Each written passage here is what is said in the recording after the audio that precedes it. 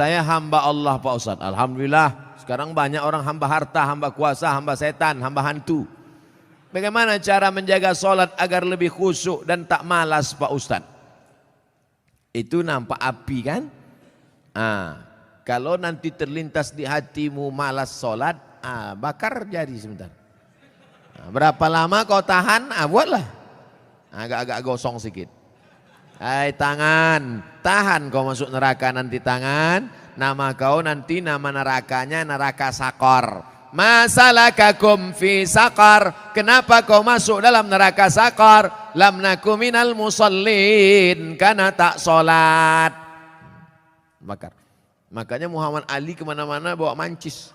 Muhammad Ali petinju, kemana-mana bawa mancis. Padahal dia tak merokok. Ditanya orang, kenapa kau bawa mancis? Asal terlintas di otakku mau buat dosa, aku bakar tangan. Kalau mancis tak mempan, obor bawa. Bagaimana sholat ini khusyuk Pak Ustadz? 5. Yang pertama, ketika berwudu khusyuk. Waktu menyuci tangan, bersih dosa dari tangan. Waktu memasukkan air ke mulut ke hidung, bersihkan dosa-dosa mulut, dosa-dosa lidah, dosa hidung. Waktu air dibasuh ke muka, keluar dosa-dosa biji mata, banyak silap salah. Waktu air menyiram tangan, keluar dosa-dosa dari ujung jari jemari. Khusyuk. Waktu air mengusap kepala, keluar dosa isi kepala yang kotor sampai ke lubang telinga. Waktu air menyiram kaki, keluar dosa-dosa kaki yang dilangkahkan ke tempat maksiat dan dosa. Makanya ketika berwuduk itu jangan bercakap.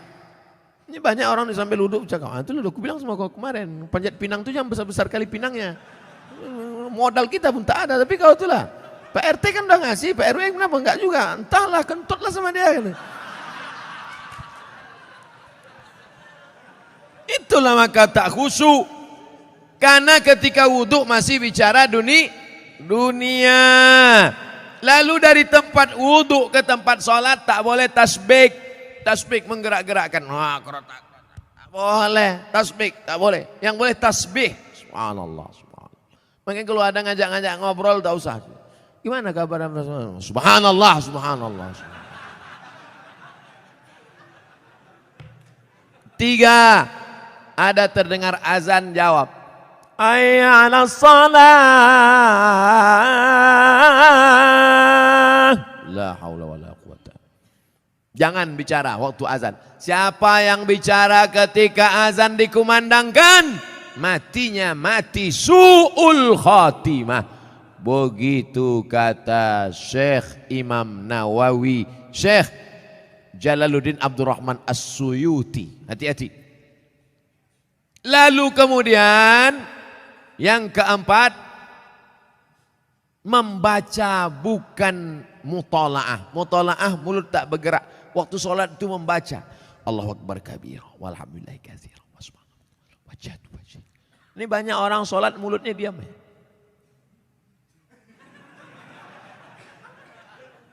Mulut membaca.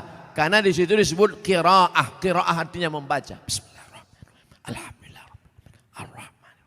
Yang kelima, mengerti apa yang dibaca. Itulah mengapa tadi saya pilih ayatnya, ayat-ayat pendek supaya besok kalau sholat zuhur mengerti apa yang dibaca. Wailul likulli humazatil lumazah alladzi jama'a malahu wa'addada. Kebetulan kawan di sebelah itu asik ngumpul-ngumpul harta. Jama'a malahu wa'addada. Yahsabu anna malahu akhladah.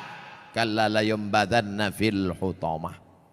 Apa hukumnya mencium istri sedang berpuasa? Istri siapa?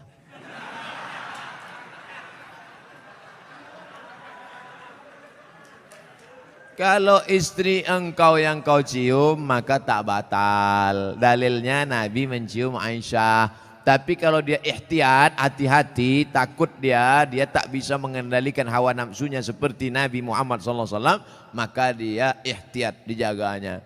Tapi hukum aslinya tak batal. Tapi kalau sampai memperturutkan hawa nafsu, maka jatuh dalam batal, rusak puasanya. Man lam yada imsakun nafsi, menahan diri, anil mahzurati, dari semua yang terlarang, min tulu'il fajri, dari terbit fajar, ila ghurubis syamsi, sampai tenggelam matahari. Itu definisi puasa. Kalau adakah dalil yang menjelaskan tentang tahlilan? La ilaha illallah, la ilaha illallah, la ilaha illallah. Itu artinya tahlil. Tasbih, subhanallah. Tahmid, alhamdulillah. Takbir, Allahu Akbar. Tahlil, la ilaha illallah. Man halala, siapa yang mengucapkan tahlil, summa ahda thawabahu ilal mayyit, kemudian tahlil itu dihadiahkannya kepada si mayit, orang mati, yantafi'u bihi, pahalanya sampai dan orang mati itu dapat manfaat. Begitu kata Imam Ibnu Taimiyah dalam kitab Majmu' Fatwa Ibnu Taimiyah. Kenapa Ustaz pilih pendapat Ibnu Taimiyah? Karena yang banyak melarang-melarang nih sekarang anak-anak buahnya Ibnu Taimiyah.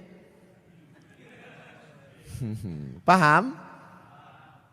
Padahal Imam Ibnu Taimiyah dalam Majmu' Fatawa mengatakan siapa yang mengucapkan tahlil dihadiahkannya pahalanya pada yang meninggal sampai. Kalau dimasakkannya bubur kacang hijau. Kenapa Ustaz tiba-tiba ingat bubur kacang hijau? Oke, bubur jagung kalau gitu. Lalu kemudian dihadiahkannya pahalanya untuk almarhum. Sampai apa tak sampai? Sampai. Mana dalilnya? Mana? Kata Sa'ad, ummi matat, makku mati. Afa atasaddaqu anha, kalau aku bersedekah, pahalanya sampai tak untuk emakku? Kata Nabi, tasaddaq, sampai. Sedekah enggak? Sedekah.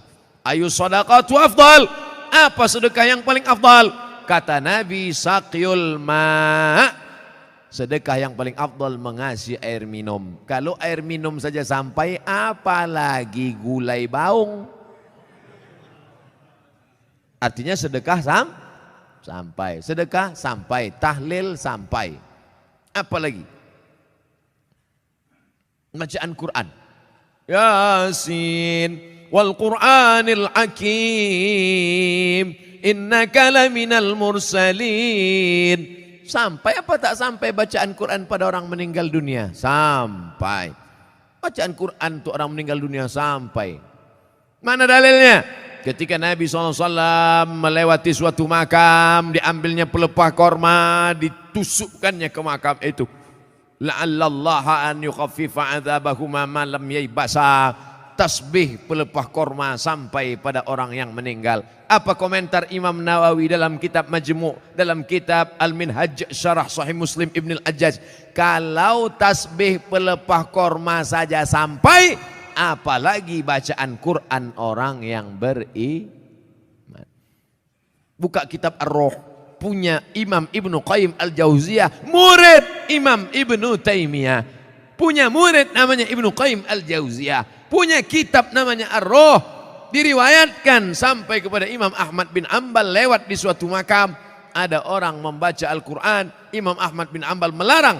Tapi orang itu menyebutkan riwayat hadis, ternyata perawinya thiqah, bahwa Nabi punya sahabat namanya Abdullah bin Umar, anak Umar bin Khattab, berpesan, kalau aku mati nanti, bacakan di atas kuburku, pada bagian kepalaku pangkal Al-Baqarah, pada bagian kakiku ujung Al-Baqarah. Itulah dalil bacaan Quran sampai untuk orang yang sedekah sampai, tahlil sampai, baca Quran sampai. Sudah saya sebutkan dalil-dalilnya. Tak juga percaya, saya tak bisa menjawab. Habis sudah.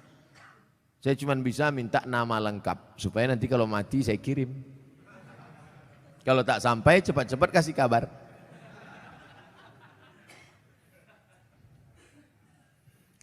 Mengazankan anak baru lahir itu apa dalilnya Pak Ustadz? Nabi mengazankan ke telinga Sayyidina Al-Hasan, anak Fatimah radhiyallahu anha, adzanas shalah, bunyinya seperti azan waktu azan salat.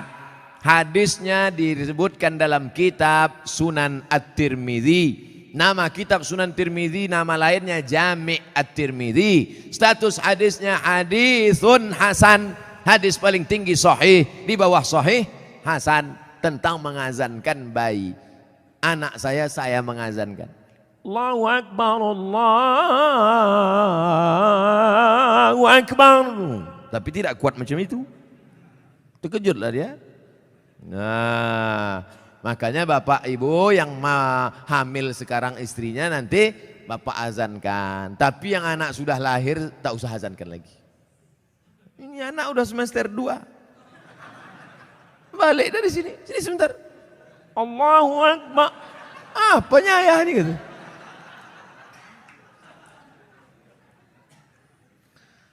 Saya mau tanya mengenai pernikahan uang hantaran. Bagaimana menurut pandangan Ustadz kalau si ibu wanita itu meminta uang hantaran mahar yang cukup tinggi? Ada tiga kemungkinan ini. Pertama memang mau bertanya masalah hukum. Yang kedua mau menyindir mak tua dari sini. Yang ketiga mau menawar. Perempuan yang paling baik aqalluha mahran, yang maharnya paling murah. Wahai ibu-ibu, turunkan harga mahar. Sebetulnya yang menetapkan harga mahar ini wali, ayah. Tapi sekarang banyak ayah yang anggota isti, ikatan suami takut bini. Maka yang berperan sekarang ibu-ibu, matre. Banyak perempuan lebih mau makan di daun daripada makan di pinggan. Oleh sebab itu turunkan standar nih sedikit. Jangan nanti setelah dia hamil barulah na'udzubillah datang dia baik-baik.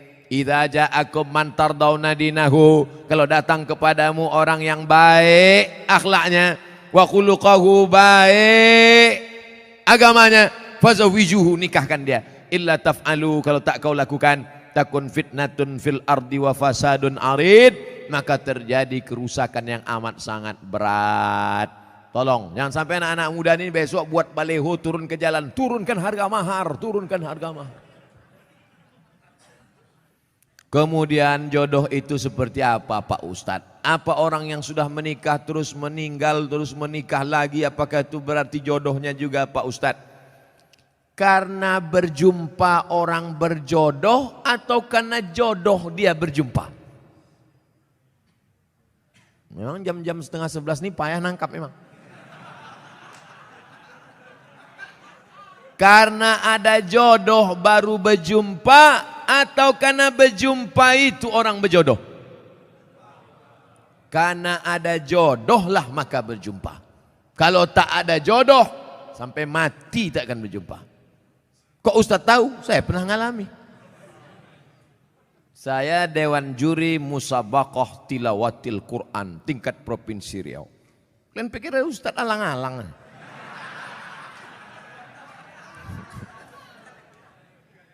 Waktu itu belum nikah.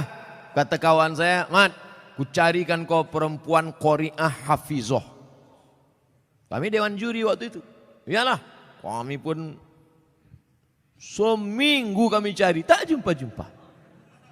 Setelah saya nikah, tahun berikutnya, pas kami sedang makan nasi goreng, berbisik kawan saya, Mat, yang kita cari tahun lalu, tuh di belakang.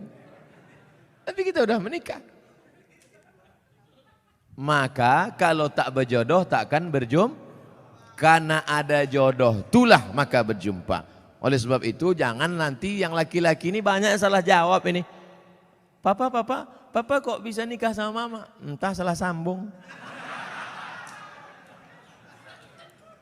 Jawabannya mesti kau katakan, aku tak pernah mencari makmu, makmu tak pernah mencari aku, Allah mempertemukan kami. Ibu itu pun dari dapur, so sweet, kata dia. Karena jodoh lah kalian jumpa. Mengapa Tuan Syekh Abdul Rahman digelar dengan Syekh Silau Laut? Syekh Abdul Rahman lahir di Kampung Rau, sekarang masuk Kabupaten Batubara. Lalu kemudian dia merantaulah ke Kedah, karena orang Batubara dulu biasa naik perahu tongkang kapal laut ke Kedah, bolak-balik, karena orang itu dekat Kedah. Sampai di Kedah belajarlah dia 7 tahun dan ikut lomba silat, menang, bekerja di kerajaan Kedah.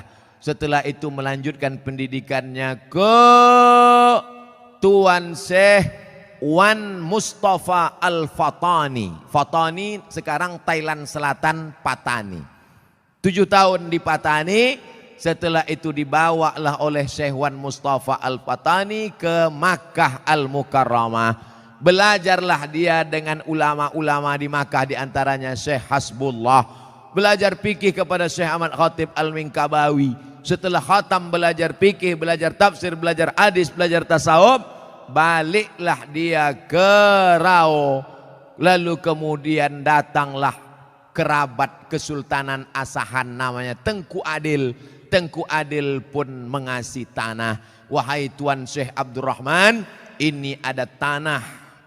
Nama tanah itu Silau Laut. Maka orang menyebutnya tak lagi sebut namanya tapi Tuan Syekh Silau Laut. Sama macam siapa tu? Tuan Syekh Besilam. Padahal nama aslinya adalah Tuan Syekh Abdul Wahab. Kampungnya di Rokan Hulu, namanya Rantau Binuang Sakti, tempat lahir Syekh Abdul Wahab Rokan. Tapi yang dipakai adalah Syekh Abdul Wahab Rokan. Sekarang jadi Kabupaten Rokan Hulu. Biasa itu. Tuan Syekh mana? Tuan Syekh Fulan. Nama kampungnya yang disebutkan. Tuan Syekh Purbabaru. Padahal namanya Tuan Syekh Mustafa Husain. Nah, jadi nama kampung yang disebut. Itu maka disebut Tuan Syekh Silau Laut karena nama kampung itu. Apa karomahnya Pak Ustadz? Banyak karomahnya disebutkan dalam buku ditulis oleh cucunya. Namanya Tuan Syekh Doktorandus Haji Mansur bin Haji Syekh Muhammad Ali bin Syekh Abdurrahman. Cucunya menulis buku. Ditulis pada masa Gubernur Raja Inal Siregar. Waktu haul dibagikan buku-buku itu. Banyak karomah disebut situ. Apa motivasi orang memasuki tarekat Sattariyah Pak Ustadz? Tarekat itu sampan. Ada sampannya namanya Sattariyah. Namanya nakhodanya Abdullah Sattari. Ada nama sampannya Saziliyah. Nama nakhodanya Abul Hasan As-Sazili. Ada nama sampannya Naqsabandiyah. Nama nakhodanya Bahauddin Naqsabandi. Ada nama sampannya Ahmadiyah. Tapi bukan yang aliran Ahmadiyah yang sesat. Tarekat Ahmadiyah. Nama nakhodanya Sayyidi Ahmadil Badawi. Itu sampannya. Tapi lautannya tetap La ilaha illallah Muhammadur Rasulullah. Jadi yang mau ikut tarekat sama aja macam naik sampan. Lautnya La ilaha illallah. Sampannya macam-macam. Ada yang mau sampan naik speedboat, mau cepat. Ada satu yang naik kapal tongkang kayu. Dia mau slow. Kau tak ikut? Enggak, aku mau menikmati laut ini, mau slow aja. Nah, macam-macam. Begitu lebih kurang gambaran tentang tarekat. Tarekat artinya jalan. Jalan mendekatkan diri kepada Allah Subhanahu wa ta'ala. Ringkas saja Pak Ustadz. Saya mohon Ustadz jabarkan tentang Nabi Ibrahim yang walaupun ayahnya kafir, beliau sangat santun terhadap orang tuanya. La illam tantahi Ibrahim, kalau kau tidak berhenti menceramahi aku, kalau kau tak berhenti mengajak aku menyembah Allah, la arjumannaka, aku lempar kau pakai batu sampai mati Ibrahim. Ada ayah orang Medan gini. Rasa-rasanya tak ada. Kalau kau tak berhenti menceramahi aku Ibrahim, la arjumannaka, aku lempar kau pakai batu. Wahjurni maliya, pergi kau dari sini. Tinggalkan rumah ini, tinggalkan kampung ini, maliya, untuk waktu yang lama. Usah kau balik-balik lagi. Apa jawaban Ibrahim alaihissalam? Salamun alaika, selamat untuk ayah. Sa'astaghfirulaka rabbi, aku akan mintakan ampun kepada Allah atas dosa-dosamu wahai ayahku. Innahu kana bi hafiya, Allah itu mengabulkan doaku. Kalau anda berbakti pada orang tua, dibalas Allah mendapat anak yang berbakti juga. Apa balasan Allah terhadap budi baik Ibrahim? Dapatnya dua. Kau buat satu, ku balas dua. Ibrahim dapat balasan dua. Lahirlah Ismail dengan dites Ibrahim. Dibawanya pisau. Ya bunayya, wahai anakku, inni ara fil manam, aku tengok dalam mimpiku malam tadi, anni azbahuka, aku menyembelih lehermu. Fanzur madza tara, apa pendapatmu? Bapak kalau mau ngetes anak bapak sesoleh anak Ibrahim, balik dari sini ambil pisau. Ya bunayya, wahai anakku, Anni ara fil manam, aku tengok dalam mimpiku malam tadi. Anni azbahuka, aku sembelih lehermu. Fanzur madza tara, what is your opinion, oh my son? Gila ya katanya. Apa jawab Ismail? Ya abati, wahai ayahku, if'al ma tu'mar, laksanakan apa yang diperintahkan Allah. Satajiduni insyaallah minas sabirin. Insyaallah aku menjadi anak yang sabar. Dosa minum khamar boleh jadi di dunia tak dapat, di akhirat dibalas. Dosa sabu-sabu boleh jadi di dunia tak dapat, di akhirat dibalas. Tapi dosa durhaka pada orang tua, dua-dua dapat. Di dunia dapat, di akhirat dapat. Waspadalah.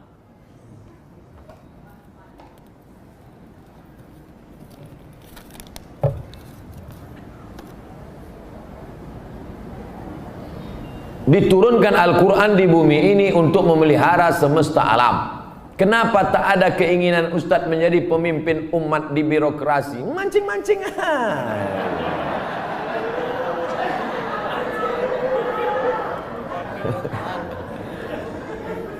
Saya ini bukan Ustadz jadi-jadian. Nih ku kasih tahu. Saya dari kecil memang sudah dipesankan datuk-datuk saya, cucuku yang ini mesti sekolah agama. Cucuku yang satu ini untuk sekolah agama. Yang lain mau sekolah dokter, mau jadi pengacara, mau jadi jaksa, mau jadi hakim, mau jadi polisi, mau jadi tentara. Makanya sepupu saya ada yang polisi, ada yang tentara, ada yang jaksa, ada yang guru. Tapi saya memang dipesankan, cucuku yang satu ini mesti sekolah agama. Nah, jadi pilih yang lain-lain. Jangan sakit hati. Banyak lagi yang lebih mantap-mantap, hebat-hebat. Jadi Ustaz, saya sampai mati jadi Ustaz aja. Kalau masih kuat berceramah, ceramah. Tak lagi kuat, ngajar alif. Alif di atas alif, bawah alif depan. Apa tanggapan Ustaz tentang hukum pembuat penjual lukisan? Idza kanat laha zillun ajma'al ulama ala tahrimiha. Begitu kata Imam Ibnu Hajar Al-Asqalani. Kalau ada bayang-bayangnya, maka sepakat ulama bahwa dia haram. Ada bayang-bayangnya. Laha zillun, ada bayang-bayangnya. Ambil senter dia. Senter, ada tak bayang-bayangnya? Artinya yang tak boleh itu patung. Dicetak, diukir, dibentuk. Itu pun kalau lengkap dari ujung rambut sampai ujung kaki. Kalau kepalanya aja tak apa-apa, boleh. Ibu di rumah ada patung gajah keramik mahal, lengkap dari belalai sampai ujung kaki. Balik dari sini, potong. Potong. Tinggalkan belalainya aja sedikit. Jangan utuh, haram, tak boleh. Di kamar ada keramik burung merpati sedang bercengkrama, ada lampu di tengah, utuh dari muncung sampai ekor sampai kaki. Potong. Bang, demi Ustaz Somad kita potong. Tinggalkan sedikit. Jangan utuh, yang utuh tak boleh, haram. Tak masuk malaikat. Malaikat rahmat tak masuk.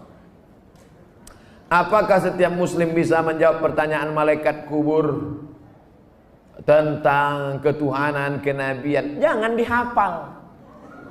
Ini bukan tes PNS. Ini bukan SNMPTN, Seleksi Nasional Masuk Perguruan Tinggi Negeri. Yutsabbitullahu alladzina amanu bil qawli tsabit. Yang dibuat Allah bisa menjawab itu karena istiqamah, berjamaah, beramal soleh. Illalladzina amanu wa amilus shalihat. Jadi jangan dihafal dari sekarang. Man rabbuka? Allah. Man nabiyuka? Muhammad SAW. Man imamuka? Kau tak sembahyang ke masjid Hidayah? Udah ku hafal semua, udah kecil sudah. Udah dapat bocoran soal. Ini bukan ini otak-otak ini. Yusabbitullahu alladzina amanu bil qawli tsabit. Yang bisa menjawab itu diistiqomahkan karena dia istiqomah di sini, istiqomah pula dia di sana. Makanya sebelum salam, fil alamina innaka hamidum majid. Cukup.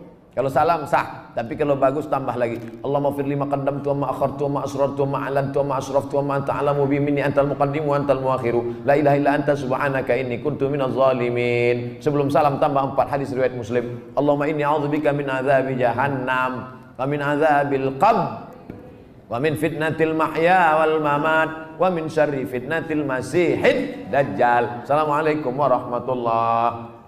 Belum lagi? Ya ada jawab lagi. Ustaz, Indonesia triliunan rupiah bunganya ke luar negeri. Untungnya untuk biaya pembangunan APBN. Kalau bunga kan haram, apakah rakyat ikut menanggung haramnya Pak Ustaz?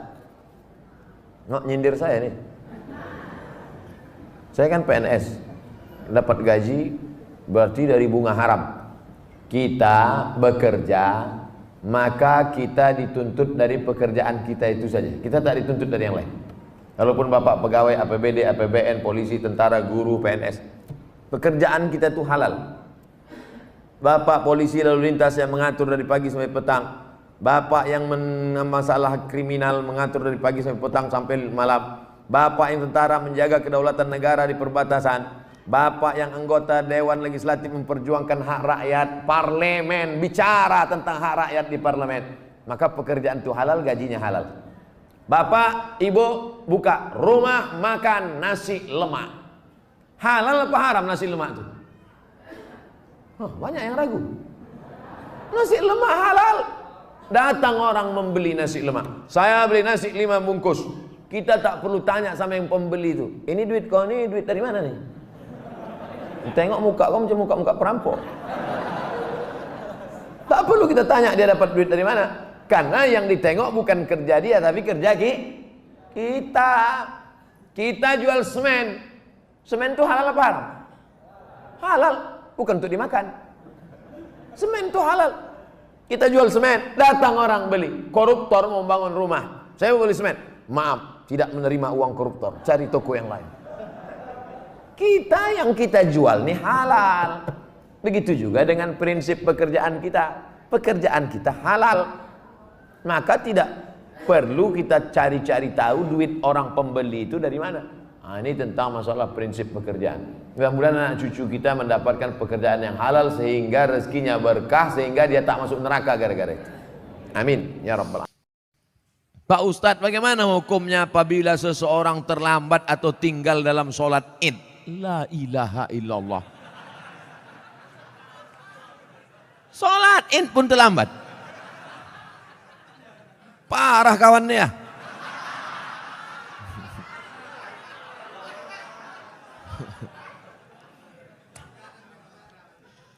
Soalnya saya dikasih tahu sama Ustadz Iqbal, kata dia kita ini mau ke masjid yang paling ramai sholat subuhnya. Betul itu. Kenapa ada yang terlambat sholat Id? Jadi kalau sampai ke tanah lapang, imamnya sudah takbir yang kelima. Allahu Akbar. Allahu Akbar. Allahu Akbar. Allahu Akbar. Apakah makmum yang masbuk tadi mesti mengulang takbirnya tadi? Tidak. Karena takbir itu hukumnya sunat. Dia ikut aja berapa yang dapat. Bagaimana kalau dia datang imamnya sudah tasyahud akhir?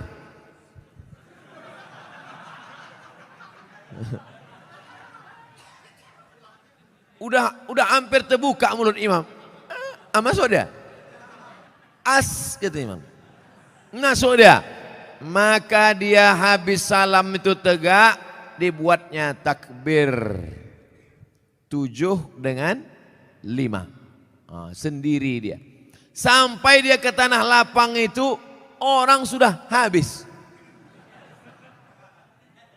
Macam mana dia mau sholat Pak Ustadz? Dicarinya tanah lapang lain yang belum sholat. Kau dengar-dengar di mana masih ada yang belum sholat. Kau gaslah ke situ. Ternyata seluruh medan sudah sholat.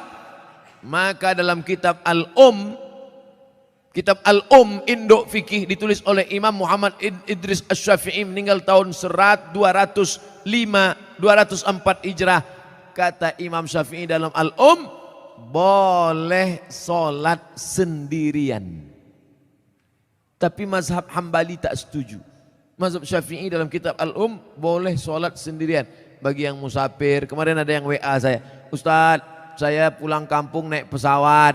Apakah saya nanti sampainya sekitar jam sekian gak ada sholat id lagi? Sholat sendirian menurut pendapat mazhab Syafi'i. Ustadz, saya baru tahu kalau pasangan hidup saya LGBT.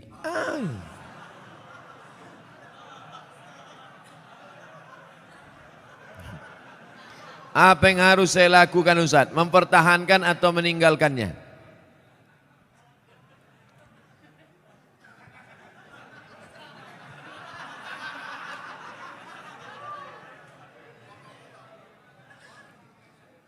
Mungkinkah pertemuan itu di luar kuasa Allah Subhanahu wa taala?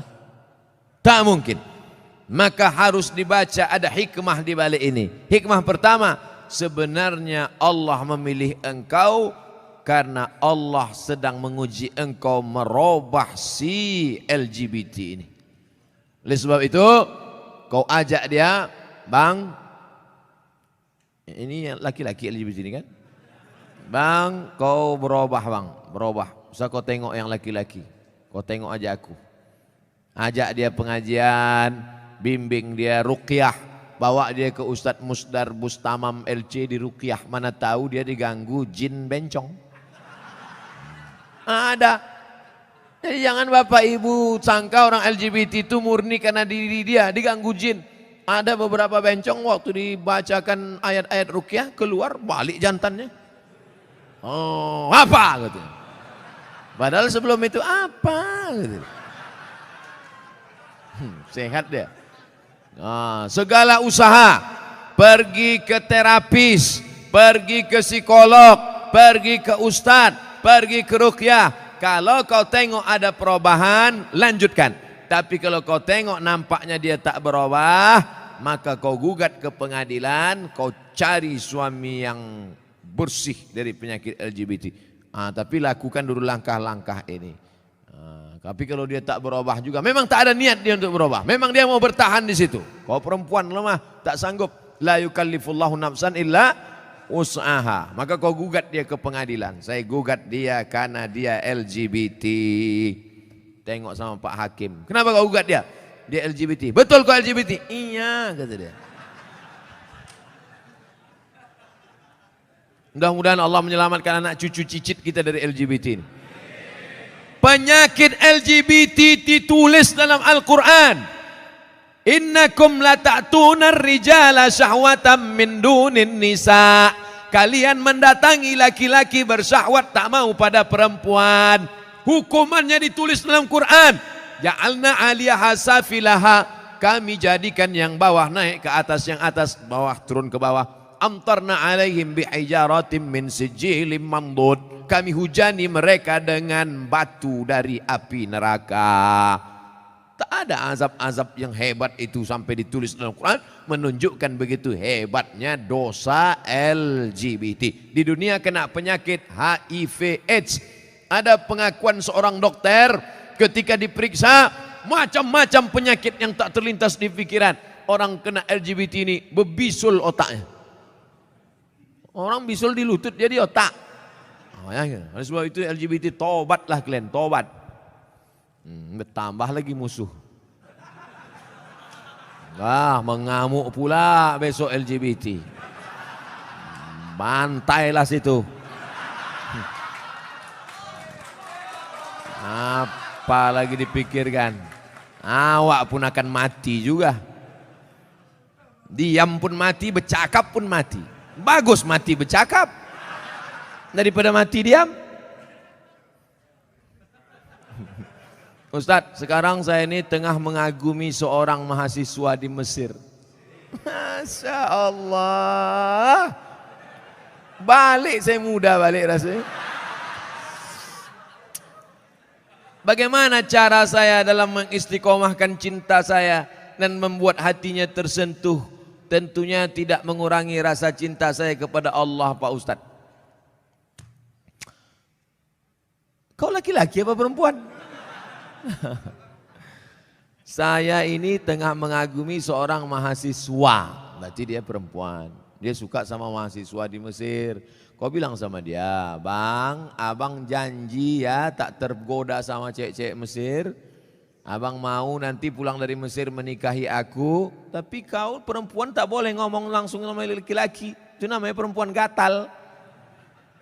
Nah walimu yang menghubungi dia, ayahmu, abangmu, datukmu, pamanmu, pakcikmu, ngomong ke dia, Assalamualaikum alumni Mesir, ya kau nanti pulang mau nikah sama anak saya, aku tengok dulu pak,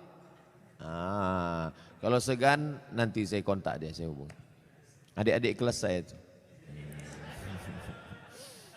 Mudah-mudahan dari muda dia sudah menginginkan seorang imam yang dapat bibit bebet bobot yang nanti akan menjadikan anak cucunya menjadi pemimpin-pemimpin bagi orang yang bertakwa. Wa ja'alna lil muttaqina imama. Ini sekarang anak-anak gadis nih yang ditengoknya bukan tamat dari Mesirnya, ini tengoknya bukan ilmu agamanya, ini tengoknya datang naik apa. Kalau ditengoknya naik Grab, enggak ada. Matre, na'udzubillah. Bersyukur Bapak Ibu anak-anak gadisnya mau memilih imam, qori, alumni Al-Azhar. Apa doa anak terhadap orang tuanya itu sampai? Hadis Sahih Muslim. Idza matal insan, kalau orang mati inqata'a, putus amalnya illa min salasin, kecuali 3. Shadaqatin jariyah, amal sedekah, ilmin yuntafa'u bih, ilmu yang bermanfaat. Yang ketiga, waladin salihin yad'ulah, anak yang soleh. Makanya kita selalu minta doa Rabbi habli minas salihin. Saya ingin sekali mendoakan orang tua saya supaya terbuka pintu hidayahnya, karena kami sangat menyayanginya. Doakan orang tuamu di sujud terakhir saat sholat, sunat, tahajud, witir, duha. Tapi jangan pakai bahasa Indonesia, nanti sholatnya batal. Dalam hati saja, ya Allah ayahku ini berhentilah pakai sabu-sabu. Kenapa ketawa? Di masjid kami setiap malam Jumat ada pengajian. Kenapa cuma tiap malam Jumat? Tiap malam lah. Malam Senin fikih, malam Selasa hadis, malam Rabu akidah, malam Kamis tasawuf, baca Ihya Ulumuddin, malam Jumat stop wirid Yasin, malam Sabtu pengajian akhlak, malam Ahad tablik akbar. Masjid mesti penuh tiap malam, karena kalau tidak kosong masjid. Akan tetapi waktunya dimulai ketika azan sholat isya hendak berkumandang, sehingga jamaah sholat isya pergi ke masjid lain. Apakah sikap Ustadz itu benar membuka pengajian ketika azan isya berkumandang? Habis sholat isya dulu, habis sholat isya baru buka pengajian. Kenapa mesti pas azan isya itu? Sholat isya dulu, habis sholat isya baru buka pengajian. Saya selalu membuka pengajian maghrib. Kalau pengajian di Pekanbaru maghrib. Supaya apa? Supaya orang sholatnya 2. Maghrib berjamaah, isya berjamaah. Karena kalau dibuat isya, banyak jamaah datang lambat. Bahkan diumumkan, jamaah Ustadz udah terduduk setengah jam. Buat pengajian maghrib. Maghrib ke isya. Di Malaysia kami gitu. Maghrib, isya, pengajian. Habis isya, tanya jawab. Efektif. Doa berhajat, dia berhajat naik haji dengan menjual tanah. Namun anak-anaknya melarang, malah minta bagian tanah. Dibagi sebagai warisan jika orang tua meninggal. Sehingga orang tua tak jadi mendaftar haji. Bagaimana sikap orang tua dan sikap anak-anaknya ini? Desa kami banyak tanah ladang lebar-lebar Pak Ustadz. Oh, kalau dapat anak tak bertuah, inilah jadi. Datanglah emak-emak umur 70 tahun menggigil. Saya habis pengajian subuh, Ustadz, anak saya melarang saya karena saya mau pergi umroh. Dilarangnya karena dia katanya dapat warisan. Saya bilang, mestinya dia yang menggendong engkau sampai ke Makkah, balik lagi. Kau gendong makmu ini ke Makkah, jalan kaki, tawaf, sa'i, umrah, balik lagi ke Medan, belum tentu dapat kau tebus sekali dia menjerit waktu mengeluarkan engkau dari perutnya. Ini tanah-tanah dia. Dia belum mati lagi. Udah kau atur pula harta warisannya. La ilaha illallah. Tak mencium bau surga orang durhaka. La yadkhulul jannah. Tak masuk surga. Siapa itu? Uququl walidain. Durhaka pada orang tua. Dia mau pergi haji, biar pergi haji. Mak, aku tak bisa membahagiakan kau, mak. Mestinya aku membayarkan ONH nih. Mestinya aku membawa engkau ke Makkah. Aku tak bisa. Ini di tanah-tanah dia. Mau berangkat dia. Berangkat di tanah suci. Ini harta dia pula ditahan. Disuruh pula bagi dia sebelum mati. La ilaha illallah Muhammad Rasulullah. Naik darah tinggi saya. Ustadz mohon pencerahan permasalahan saya ini. Beberapa bulan yang lalu saya keguguran. Usia kandungan 3 bulan 10 hari. Tapi ada yang berkata kepada saya bahwasanya saya terkena azab. Mohon jawabannya Pak Ustadz agar tidak mengganjal di hati saya. Semoga Pak Ustadz selalu dalam lindungan Allah Subhanahu wa taala. Amin ya rabbal alamin. La yusibul mu'min min nasabin wala wasabin wala saqamin wala syaukin yastakuha. Susah hati, gundah gulana, musibah, duri menusuk tapak kaki, illa kaffarallahu anhu biha sayiatu. Sesungguhnya Allah ingin menghapuskan dosa-dosamu. Bu, janinmu gugur 3 bulan 10 hari, kau bukan kena azab. Allah ingin membersihkan engkau dari dosa-dosamu, bu. Jangan kau dengarkan cakap orang. Di dunia ini kalau dengar cakap orang makin pusing kepala kita. Orang yang terkena musibah itu 3. Yang pertama, Allah ingin menghapus dosanya. Yang kedua, Allah ingin memberikan dia balasan pahala yang lebih besar daripada haji, lebih besar daripada umrah, lebih besar daripada jihad. Apa itu? Sabar. Nih anak keguguran 3 bulan 10 hari, sabar. Maka Allah berikan balasan. Apa balasan ibu yang sabar keguguran? Innama yuwaffas sabiruna ajrahum bighairi hisab. Allah berikan balasan bighairi hisab, unlimited edition. Pertama, dosa ibu diampuni. Yang kedua, Allah berikan ibu balasan pahala unlimited. Yang ketiga, di akhirat Allah naikkan derajat. Ada orang-orang yang derajatnya sudah sampai tinggi, tapi amalnya tak cukup. Maka kata Allah, kasih dia ujian. Sehingga ketika dia sabar, dia layak untuk menempati itu. Makanya kalau apapun yang terjadi pada kita, kita mesti husnuzon sama Allah. Jangan dengarkan cakap-cakap tetangga kena azab, kena kutuk, kena santet, kena begu ganjang. Ustadz, apa arti kitab kuning itu Pak Ustadz? Kitab kuning warnanya kuning. Karena 2, pertama terbuat dari kertas ubi. Yang kedua karena kitab itu sudah tua, sudah lama. Istilah kitab kuning itu untuk kitab yang bahasa Arab gundul. Contoh kitab kuning fikih Matan Takrib. Naik ke atas Fathul Qorib. Naik lagi ke atas orang membaca kitab I'anatul Talibin. Naik ke atas Al-Mahalli. Naik lagi ke atas Majmu' Sarah Muhazab. Itu yang dibaca di pondok-pondok pesantren kitab kuning. Nahu belajar dari Imri, belajar dari Al-Ujrumiyah. Naik kepada Imriti. Naik kepada Suribu Bait Ibnu Malik. Syarah Ibnu Aqil, Alfiyah Ibnu Malik. Nah, itu yang disebut dengan istilah kitab kuning adalah kitab Arab gundul. Adapun yang banyak tempat kita perukunan Melayu itu bukan kitab kuning, itu perukunan Melayu. Bahasanya bahasa Melayu, tulisnya tulis Arab. Beri kami semangat untuk mempelajarinya Pak Ustadz. Masuk pesantren. Semangat, masuk SMA. Mana membaca kitab kuning anak SMA? Oleh sebab itu wakafkan anak-anak kita. Jangan takut miskin. Ini banyak orang tua, anak ibu di mana? SMA. Kenapa tak masukkan pesantren? Nanti makan apa? La ilaha illallah Rasulullah. Kisah nyata, true story. Mau mendengarnya? Tak mau pun saya ceritakan juga.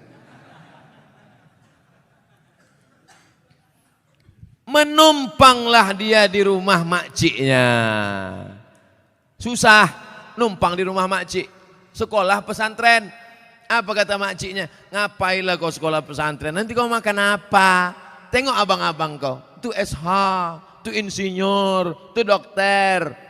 Malang tak dapat ditolak, untung tak dapat diraih. Hari berganti musim berubah. Apa yang terjadi? Sekarang makcik di hari tua menumpang di rumah keponakan yang sekolah agama tadi, karena dia punya pondok pesantren dengan santri. Sekarang keponakan itu yang bisa ditumpang. Adapun yang dibangga-banggakan tadi, satu pun tak bisa ditumpang. Dunia tak dapat, akhirat melayang. Saya tak melarang anak-anak jadi insinyur, silakan. Mau jadi SHMH pengacara, silakan. Tapi tetap basic pendidikan agama. Kalaupun dia jadi dokter, biarkan dia jadi dokter. Nanti dia akan jadi teman saya, partner. Kami akan berdakwah ke pedalaman. Abdul Somad ceramah, dia khitan masal. Tablik akbar bersama dokter muslim. Khitan gratis. Daftarkan anak dan suami Anda. Nah, suami yang mu'alaf baru masuk Islam. Takkan mungkin saya motong pakai kampak satu-satu. Pengacara, bagus. Tanah yang diambil korporat perusahaan asing. Siapa yang membela? Mahal menyewa pengacara. Datang.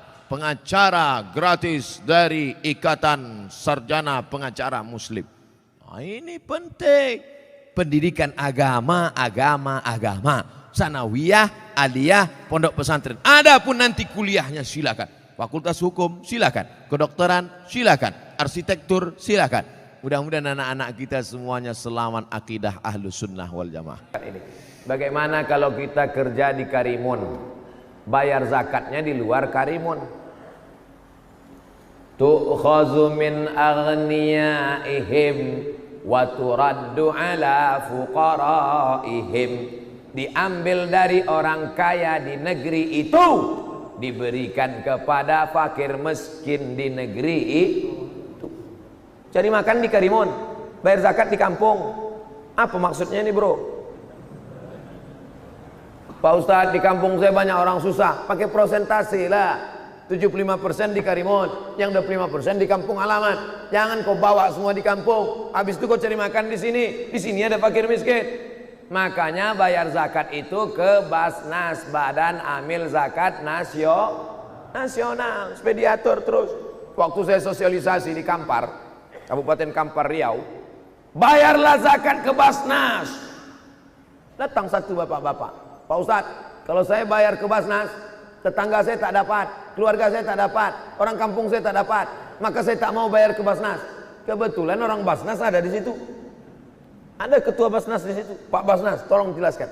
Ditanyanya, ente berapa kasih keluarga zakat? 500.000. Serahkan harta ente ke Basnas, kami kasih 1 juta. Terdiam dia. Makanya kita buat daftar. Saya mau bayar ke Basnas, tapi saya selama ini ada tanggungan. Ada tetangga saya, ada keluarga dekat saya. Kalau kalian mau bayarkan ini, maka saya serahkan. Insya Allah bersatu kita lebih besar. Zakat ini sama macam lidi. 1 batang lidi, apa yang bisa dibuat? Tapi kalau 1 sapu lidi yang besar, maka insya Allah jangankan fakir miskin, semuanya akan hilang. Seperti yang pernah dilakukan pada Khalifah Umar bin Abdul Aziz. Siapa yang sanggup berjalan kaki dari Son'a, Yaman, ke Darul Bayda, Maroko, 8 negara.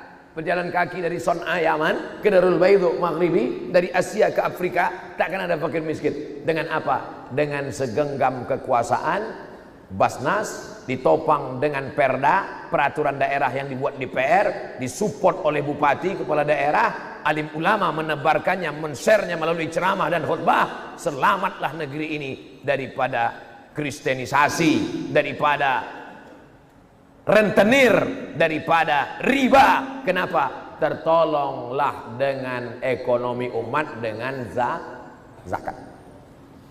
Apa hukumnya seorang ikhwan dan seorang akhwat saling chat dengan tujuan ta'aruf? Ta'aruf itu 4 orang. Ada laki-laki didampingi keluarga laki-laki, ada perempuan didampingi keluarga perempuan. Tak boleh berdua-duaan dengan tak mahram. Lalu kemudian ditanyanya, mau kau nikah sama dia? Ku tengok dulu mukanya ya Ustaz. Kemarin ku tengok waktu keluar dari masjid, waktu di Karimun itu putih. Rupanya matahari belum terbit. Tak jadilah Pak Ustaz. Batal. Pas dilihatnya cocok, sempurna. Putihnya sesuai Pak Ustaz. Rupanya pas senyum gigi berkawat. Tak jadi, batal. Sesuai kata Nabi SAW, pandanglah wajahnya. Kenapa? Li'annahu ajdaru. Karena itu lebih menguatkan hatimu untuk menikahinya. Yang boleh tengok itu dua saja, wajah sama tapak tangan. Apa guna tapak tangan ditengok pada zaman Nabi? Karena dengan tapak tangan itu bisa diketahui apakah dia perempuan merdeka atau budak hamba sahaya. Kalau hamba sahaya kasar tangannya, siap kau tidak menerimanya. Oleh sebab itu kalau sudah siap, istikharah. Ma khaba man istakhara wa ma nalima man istasyara. Tidak akan sia-sia orang yang istikharah dan tidak akan menyesal orang yang mendengar pendapat orang lain. Fa idza azamta fatawakkal 'ala Allah. Bukan melalui chat berdua. Pertama tanya nama, lama-lama kirim foto, lama-lama entah apa-apa dia buat, lama-lama berjanji. 6 cara setan menggoda. Bagaimana yang pertama? Fanazratun, pandangan mata. Yang kedua, fasala fabtisamun, senyuman. Setelah menengok, senyum. Yang ketiga, fasalamun, say hello, hai. Yang keempat, fakalamun, apa kabar? Yang kelima, famau'idun, janjian. Yang keenam, faliqaun, pertemuan. Kalau sudah bertemu tak ada mahram, terjadi apa yang terjadi. Mudah-mudahan terpelihara anak-anak kita ini dari pergaulan bebas. Siapa yang mengontrolnya? Orang tua. Anak-anak muda ini nakal, tapi kenakalan orang tua juga luar biasa. Kalau datang anak muda pakai mobil, oh silakan bawa. Saya bawa ya Pak, bawa. Kami pulang jam 12 Pak, azan subuh pun tak bawa. Semoga Ustaz diberikan umur panjang yang berkah. Amin. Saya mohon izin menyampaikan tausiah Ustaz melalui tulisan terutama masalah zikir. Boleh ya Pak Ustaz? Mantap. Ceramah-ceramah ini kalau bisa anak-anak muda kalian tulis ulang balik. Habis itu kalian share.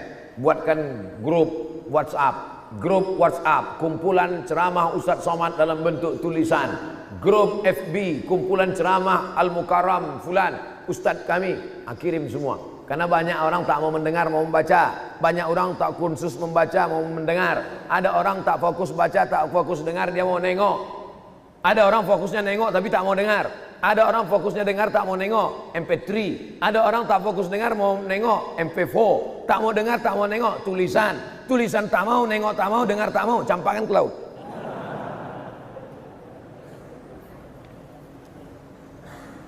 Saya simpan di deposito. Ada bunganya, sedangkan bunganya tak boleh diambil. Jadi uang yang kita dapatkan itu sebagusnya kemana Pak Ustadz? Pertanyaan ini pernah ditanyakan kepada Syekh Yusuf Al-Qardawi, diterjemahkan dalam buku namanya Fatawa Mu'asirah, fatwa-fatwa kontemporer. Menabung di bank konvensional, karena di kampung dia tak ada bank Riau Kepri Syariah. Terpaksa menabung di bank konvensional, karena kalau diletakkan di bawah bantal hilang. Saya khawatir kalau diletakkan bawah bantal Pak Ustaz. Kau khawatir pencuri? Tidak. Jadi siapa yang kau takut? Bini saya. Bang, duit apa nih bang? Duit sial. Kenapa duit sial? Udah kusembunyikan kau dapat juga.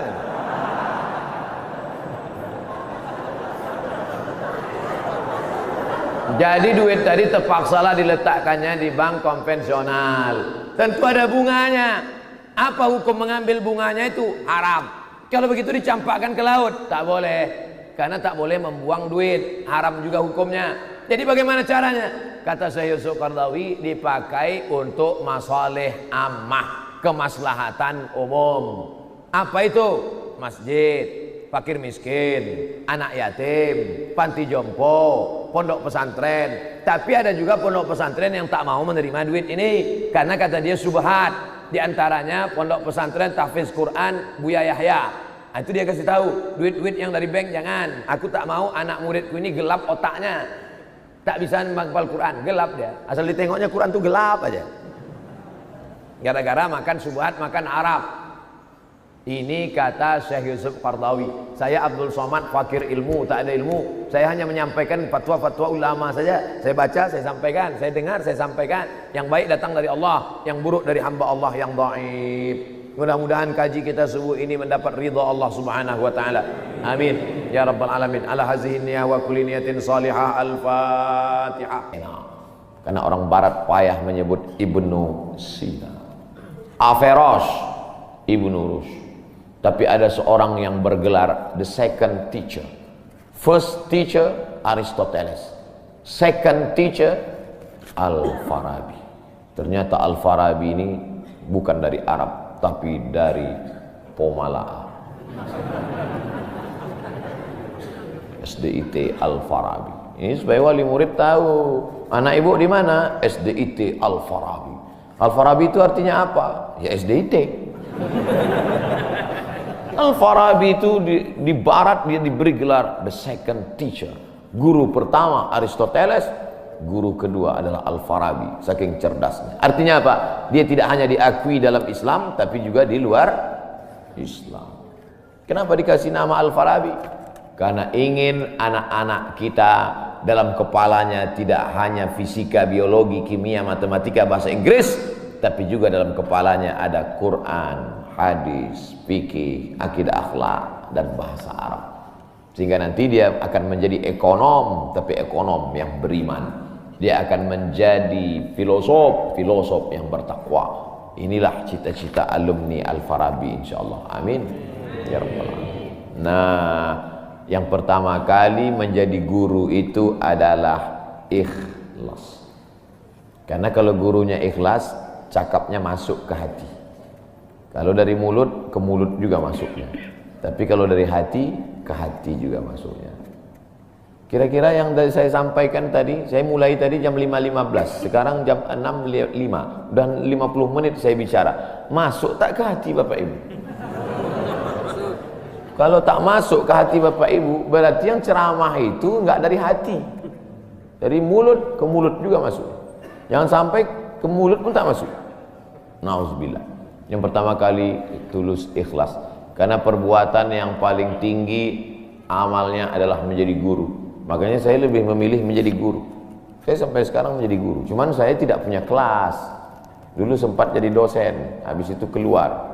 Kelas saya sekarang masjid, lapangan sepak bola, sama stadion, sama gedung olahraga, sport center Antam. Saya mengajar tidak lagi terbatas oleh dinding kelas. Semua tempat menjadi tempat mengajar. Guru yang pertama harus ikhlas. Yang kedua, tingkah laku perbuatannya. Guru digugu dan ditiru. Guru itu dari mulai cara minumnya aja diikut orang. Guru minumnya tangan kiri. Yang minum tangan kiri itu setan. Berarti kalau ada guru minum pakai tangan kiri, berarti guru setan. Hati-hati jadi guru. Oleh sebab itu maka guru ini luar biasa. Guru ini luar biasa Bapak Ibu. Perbuatan yang tidak putus setelah mati guru. PNS setelah mati putus. Yang kan mati, pensiun aja putus. Apalagi mati. Tapi guru. Saya dulu punya dosen.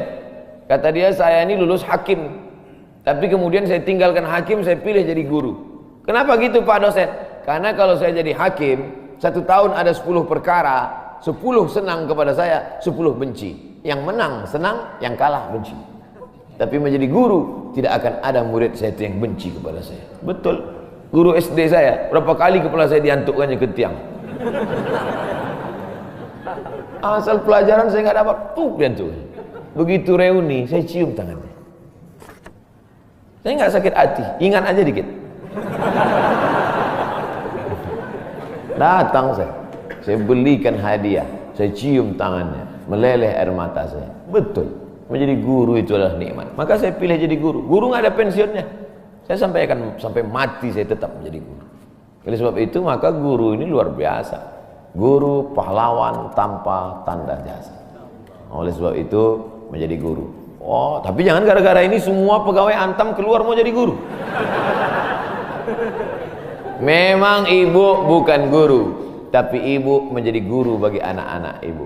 Bapak jadi guru bagi keluarga bapak. Itu kita sudah menjadi guru insya Allah. Emak saya perempuan yang biasa, dia bukan guru, dia bukan PNS, dia bukan kepala sekolah, tapi dia menjadi guru bagi kami, anak-anak. Kalau kami pulang bawa main-mainan, dia tanya, mainan ini dapat dari mana? Dari jalan mak, antar ke tempat kau jumpa tadi, karena tak tahu itu punya siapa. Nanti di akhirat ini akan kau pikul menghadap Allah SWT. Sampai hari ini kalau ketemu barang-barang di jalan tidak berani bawa pulang, ingat pesan almarhumah emak dia. Mungkin cakap ustaz tidak masuk ke telinganya, tapi kata-kata ibu luar biasa. Ibu-ibu, bapak-bapak, nanti kalau mau sakratul maut, pesan paling jitu sampaikan pas mau mati. Jangan makan haram. Luar biasa itu, mereka berkesan. Sampai anak cucu akan mereka sampaikan. Nenekmu dulu ketika mau mati pesan terakhirnya, jangan makan haram. Baru sebut la ilaha illallah. Pertama, ikhlas. Yang kedua, perhatikan tindak tandukmu, kau dikuku dan ditiru. Yang ketiga, insya Allah bangkitkan semangat, karena setelah kau mati akan mengalir pahalanya. Abdul Somad kalau mati meninggal dunia, setiap bulan Rajab, bapak-bapak, ibu-ibu, anak-anak bapak, cucu bapak, ibu yang hadir-hadir nih, anakku yang kecil, setiap bulan Rajab mereka beramal. Abdul Somad sudah mati dimakan cacing tanah di Pulau Sumatera, di Riau, pahalanya tetap mengalir. Dari mana? Dari Pomala. Bismillahirrahmanirrahim. Assalamualaikum Ustaz. Waalaikumsalam. Apa tips cara meraih kesuksesan yang berkah di masa muda?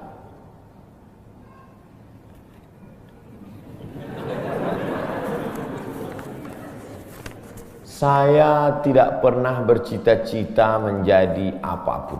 Cita-cita saya dulu cuma satu, bagaimana membahagiakan orang tua. Itu saja. Ya Allah, aku sekolah, tak tahu dulu pulang mau jadi apa, yang penting bisa membahagiakan orang tua. Itu saja. Jadi setelah itu sampai, ya sudah, bisa menyenangkan hati orang tua, bisa, itu saja. Maka selalu saya sampaikan di kampus-kampus kepada mahasiswa, kalian kalau belum bisa membahagiakan orang tua, jangan menyusahkan orang tua. Ini kadang baru ngelihat namanya aja di HP dah kumat darah tinggi emaknya. Kalau belum bisa membahagiakan dia, jangan menyusahkan dia. Maka saya di Mesir 4 tahun tak pernah saya minta duit. Tiba-tiba udah sampai ke Mekah. Mak, aku udah di Mekah. Dari mana kau dapat ongkos? Ada tabunganku sikit-sikit. Pergi ke Makkah, kerja, pulang, bayar utang. Jangan pernah menyusahkan orang tua. Oleh sebab itu cita-citanya yang pertama mencari ridha Allah. Ridha Allah fi ridhal walidain wa sukhutullah fi sukhutil walidain. Pulang saya ke kampung, saya mau beli tanah berapa meter, ternak lele, tanam cabai, daun ubi, malam mengajar ngaji. Cita-cita saya kecil aja. Tak ada cita-cita mau jadi ustadz viral disambut di airport, tak ada. Terus kata mak saya, masa kau S2 tinggal di kampung, pergilah ke kota. Akhirnya saya menghonor jadi dosen, siang jadi dosen, malam ceramah di masjid, direkam, diupload, khutbah diupload, like and share, akhirnya viral. Diusir beberapa kali, makin viral. Dibully, makin viral. Akhirnya yang membuli saya taubat sekarang. Ini orang makin dibully, makin viral. Udah kita diamin aja lah. Itu semua itu kerja kita atau kerja Allah? Kerja Allah. Kerjakan kerja kita, urusan Allah, biar Allah yang urus. Kita hidup ini sama macam bawa pancing.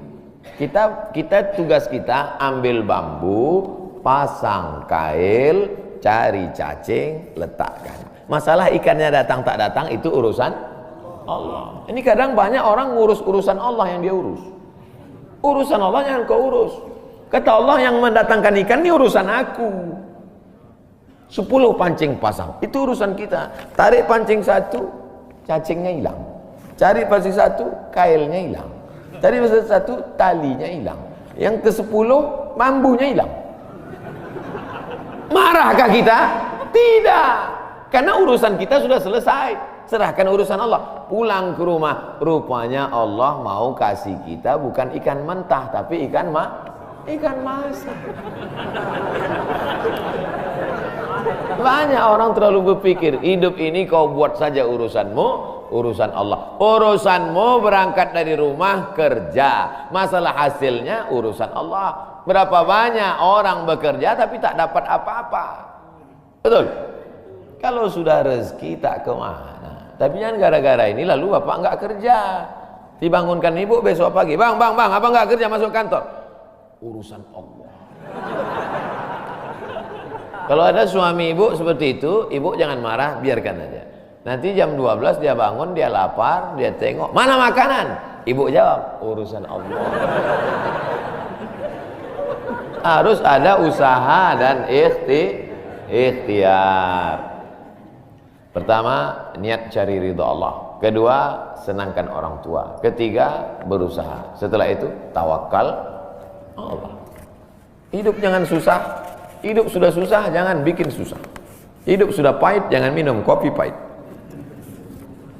Apa hukumnya suami menyembunyikan uang dari istri?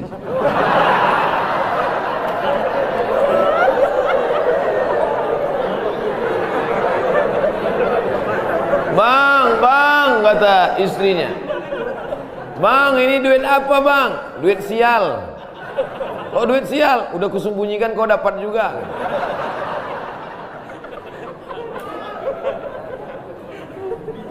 Bapak menikah sama ibu, ibu menikah sama bapak. Apakah hartanya jadi satu atau harta masing-masing?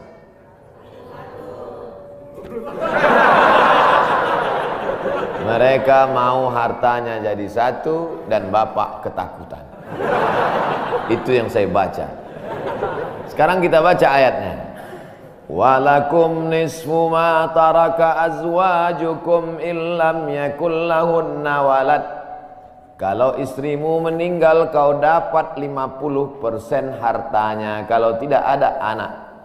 Fa in kana lahunna waladun, kalau dia punya anak, falakumur rubu'u, kamu dapat 25%. Sekarang saya tanya, hartanya nyatu atau pisah?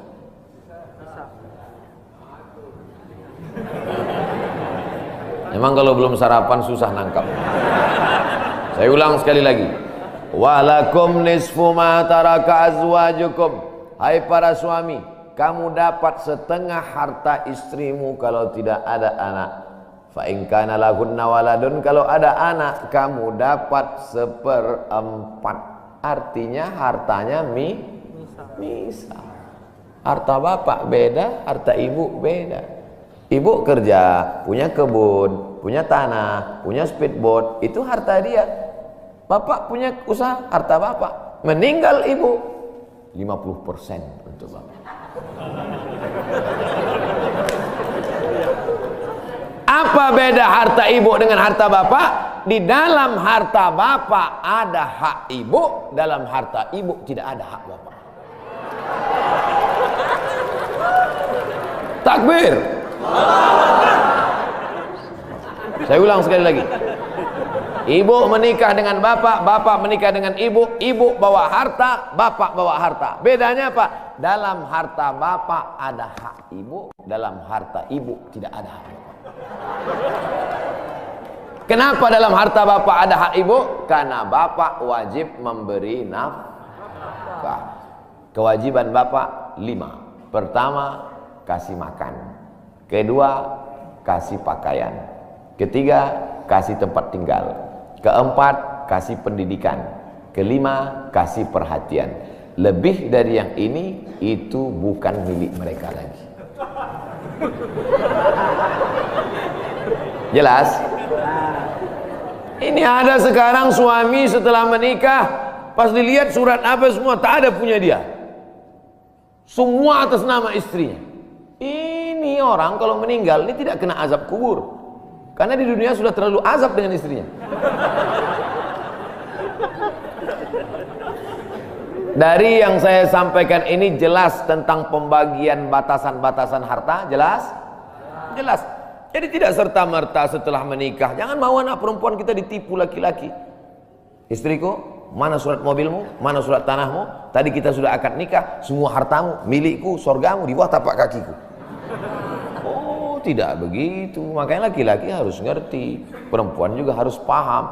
Kalau tidak, sedang main bola aja ada aturannya, statuta. Kalau tidak, akan hancur. Tapi insya Allah jelas. Pak Ustadz minta tolong doakan ibu saya sudah lama sakit. Nanti kita doakan di akhir majelis. Bukan cuma ibu bapak, ibu-ibu semua kita doakan. Bagaimana niatnya doanya? Bagaimana niatnya doanya mandi taubat? Nawaitu, aku berniat ghuslat taubat, mandi taubat. Saya nggak bisa bahasa Arab Pak Ustadz, bahasa Indonesia, bahasa Makassar, bahasa Jawa, bahasa Batak, bahasa Mandailing, bahasa Aceh. Saya niat mandi taubat karena Allah Ta'ala. Bagaimana cara mandinya Pak Ustadz? Seperti mandi wajib, basah dari ujung rambut sampai ke ujung kaki. Di mana mandinya Pak Ustadz? Di laut bisa. Kolaka ini 30% saja daratan Pak Ustadz, yang 70 adalah lautan. Nah, mandi di laut. Apalagi kalau sampai ke tengah laut, bukan cuma dosanya hilang, orangnya hilang sekali.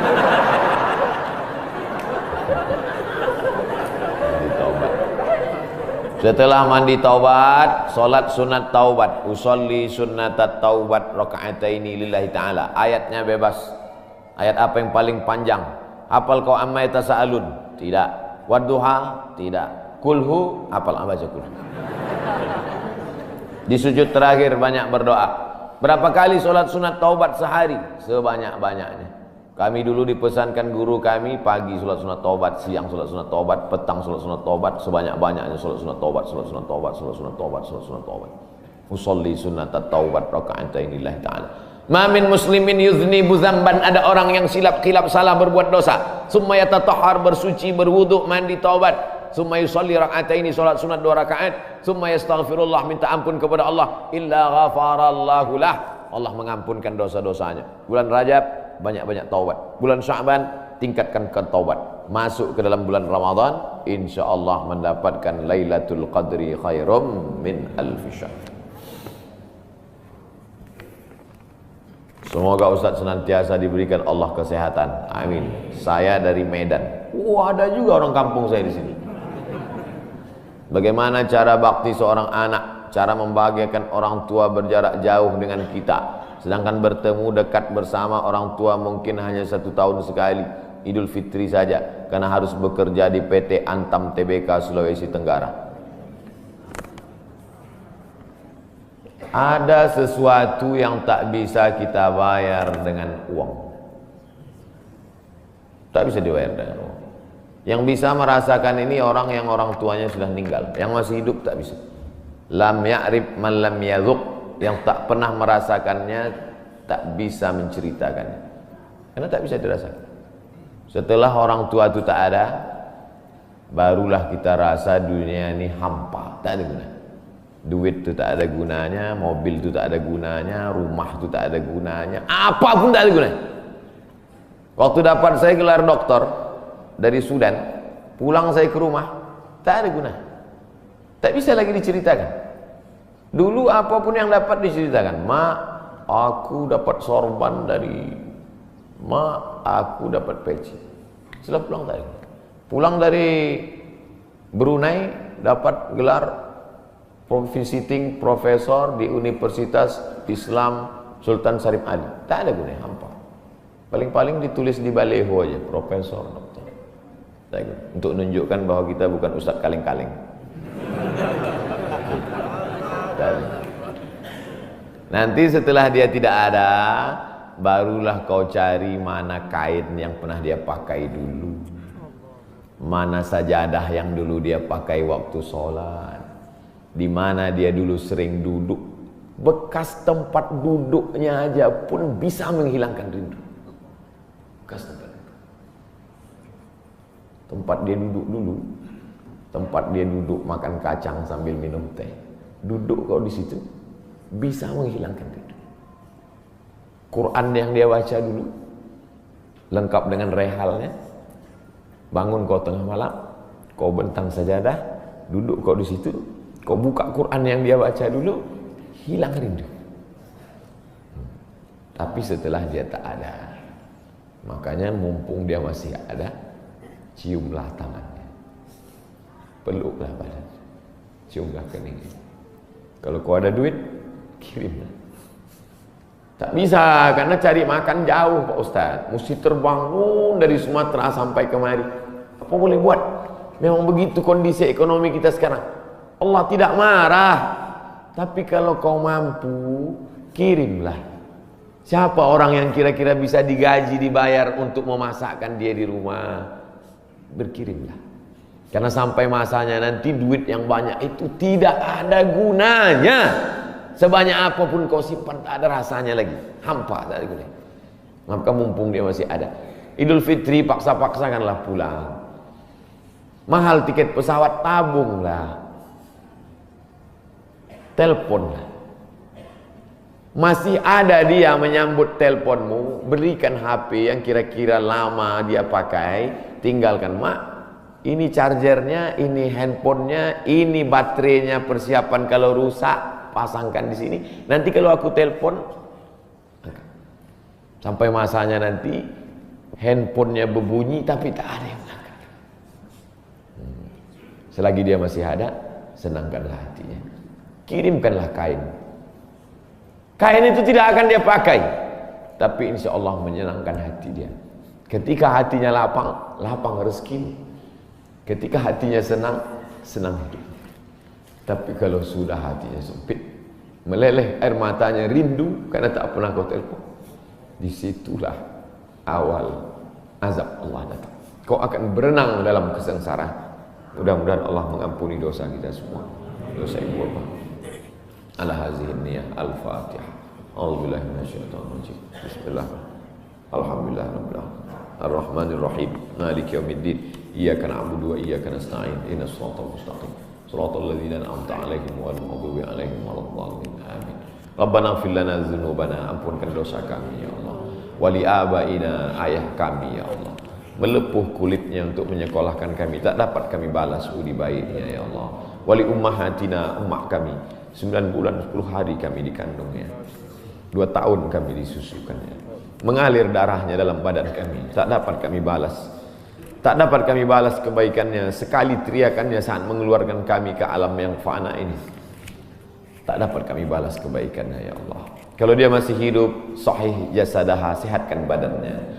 Qawi imanaha, kuatkan imannya. Ar-rahmazuk hal istiqamata, berikan dia istiqamah dalam iman dan Islam. Kalau dia sudah meninggal dunia, lapangkan kuburnya ya Allah. Nawwir qabraha, terangkan makamnya ya Allah. Allahumma ja'al qabraha radatan min riyadil jinan. Jadikan kuburnya salah satu dari taman-taman surga. La taj'al qabraha hufratan min hufarin niran. Jangan jadikan kuburnya salah satu dari lubang neraka ya Allah. Allahumma ja'al abana'ana barina liwalidiha. Jadikan anak-anak kami anak-anak yang berbakti kepada orang tua. Allahumma hafazhum min kulli su' wa syarr. Jaga anak-anak kami dari segala perbuatan maksiat dan dosa ya Allah. Rabbana zalamna anfusana, kami sudah banyak buat silap salah dan dosa. Wa illam taghfir lana, kalau kau tidak mengampuni dosa kami, wa tarhamna, kalau kau tidak merahmati kami, lanakunanna minal khasirin. Sudah lama kami jadi orang-orang yang rugi. Allahumma ja'alna minat tawabin, jadikan kami orang yang bertaubat di bulan mulia ini ya Allah. Wa ja'alna minal mutatahhirin, jadikan kami orang yang mensucikan hati. Wa ja'alna min ibadikas salihin, jadikan kami hamba-hambamu yang saleh.